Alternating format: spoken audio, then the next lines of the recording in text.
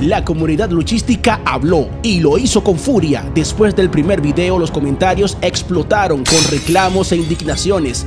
Que si faltó tal o cual luchadora, que si Michelle McCool no merecía estar en la lista, que dónde dejamos a Summer Rae, que qué ondas con Jade Cargill. Pues bueno, corillo, en este video veremos la segunda entrega añadiendo a las luchadoras más sexys de WWE que no pusimos en el primer video, pero que tampoco saben luchar. Esta es la parte 2. Brie Bella, mala y peligrosa. Brie Bella es mala y peligrosa, pero no por la canción de Bad Bunny y Víctor Manuel, sino porque era la más mala in-ring de las Bella Twins y porque representaba un peligro para la seguridad de sus oponentes y de ella misma. Brie, además de su exitoso reality show y ser la esposa de Daniel Bryan, es recordada por causarle una contusión cerebral a Liv Morgan mientras le aplicaba las Yes Kick. También por aplicar un tope hacia afuera del ring que casi termina con su carrera. A raíz del abucheado regreso de Nikki en la Batalla Real 2025, Brie amenaza con hacer lo mismo y regresar a los encordados de WWE. Brie Bella es una estrella fuera del ring, pero todo un peligro dentro de él. Summer Rae, la diva del drama. Summer Rae era muy bella, bueno, sigue siendo bella. Vince McMahon le echó el ojo mientras estaba en el equipo de las Chicago Bliss en la LFL, donde se dedicaba a jugar fútbol americano en lencería. Sí, WWE literalmente contrató a alguien que venía de un deporte donde el reglamento principal era verse bien en ropa interior y toquetearse con otras chicas. Bueno, prácticamente es lo mismo que tendría que hacer en WWE. Summer era guapa, atlética y desinhibida. La WWE la vendió como una futura estrella de la división femenina, pero su talento in-ring era cuestionable. Sin embargo, su habilidad para generar polémica tras bastidores era legendaria.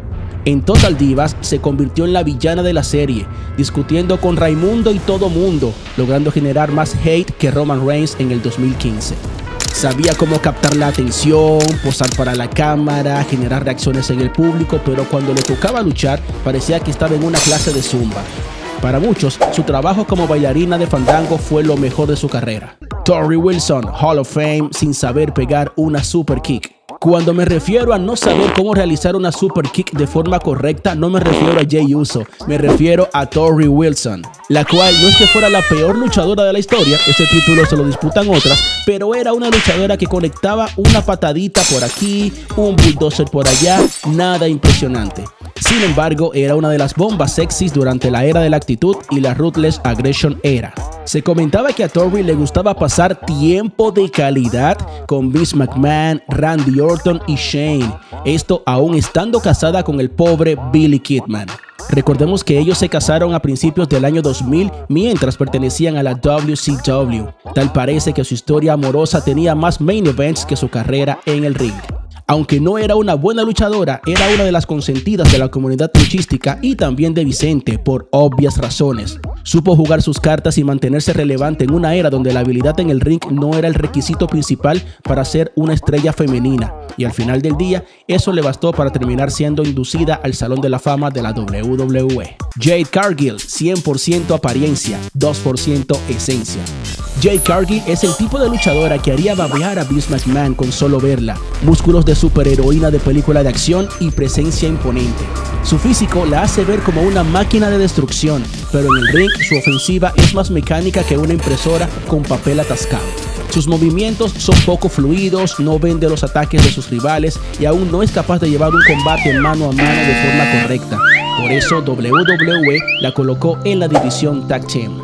En su presentación se ve intimidante, perfecta y te hace pensar, wow, esa mujer va a destruir a alguien. El problema es que su lucha termina siendo un round al estilo Mortal Kombat en modo very easy.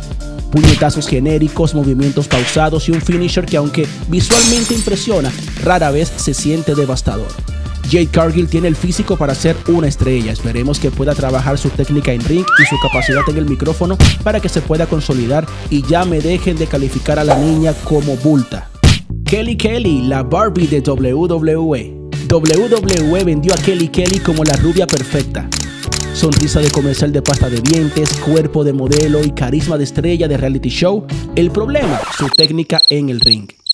El denominador común de las luchadoras de esa época era la poca técnica en los encordados, movidas mal coreografiadas y sobrevendían los golpes débiles de las rivales. En el micrófono, bueno, digamos que WWE tuvo la cortesía de no darle demasiadas líneas. Sus promos eran como sus combates, cortas, básicas y con más poses que contenido. Su mayor talento era verse bien en cámara, lo cual, siendo honestos, fue suficiente para que WWE la mantuviera en televisión por años. Fue campeona de las divas una vez y la primera campeona femenina del desprestigiado campeonato 24/7. Christy Hemme, energía pelirroja. Christy ganó el primer Diva Search de WWE, lo que básicamente significaba que era más popular entre los fans que talentosa en el ring. Y no fue su culpa, claro que no. WWE la empujó como una gran estrella sin haberle enseñado cosas básicas como por ejemplo cómo aplicar un headlock sin parecer que estaba abrazando a su oponente para una foto.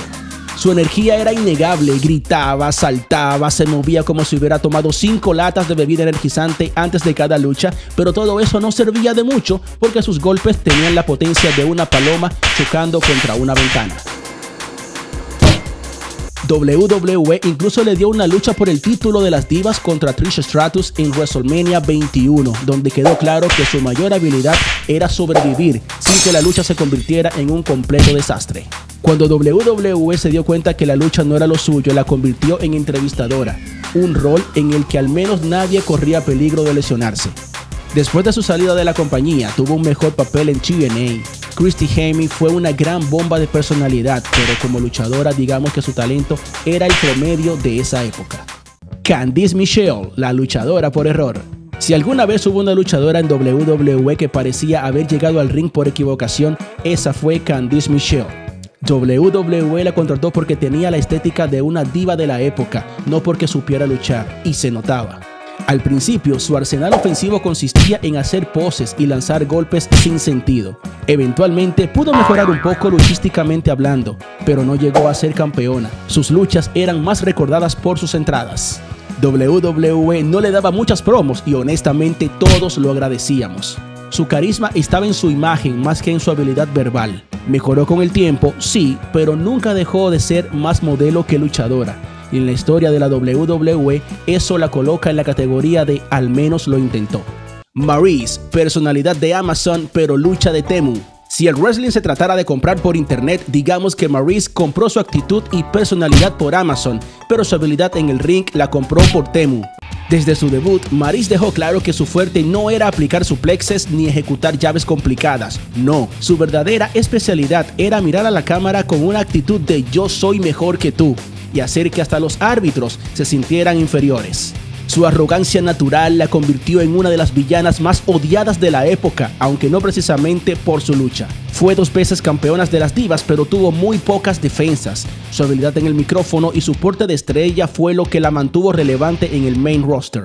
Su función como manager fue de lo mejor que vimos de ella en WWE y junto a The Miz formó una de las parejas más entretenidas. El legado de Maryse no se basa en combates de 5 estrellas ni en proezas atléticas, sino en su capacidad para hacer que el público la odiara sin siquiera tener que sudar.